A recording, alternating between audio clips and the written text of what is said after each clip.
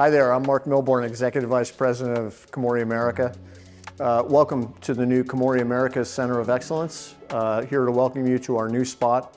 We're nearing completion and we're looking forward to showing you around a little bit some of the progress that we've made. Right now we're in the new employee cafeteria. This will be a nice welcoming spot for all of our employees to engage and interact. Let's take a look out back and I'll show you our new office areas for better collaboration. As we enter the new space, we've created an open environment for better collaboration where we will have different pods, workstations for different departments. This corner will mostly be our finance team. As we go down here towards the west or east part of the building, our sales, admin, and additional financing teams will be on this end. And we've really opened it up. Before we had very enclosed spaces, so it's now an open environment.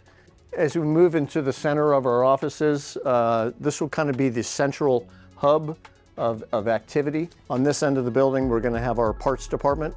And then on this end of the building, we're going to have our service team. They can collaborate very well and have direct access to the warehouse as needed. We are anticipating an early July move-in timeframe, so we're really looking forward to getting back in. It's going to be great to have the gang back together.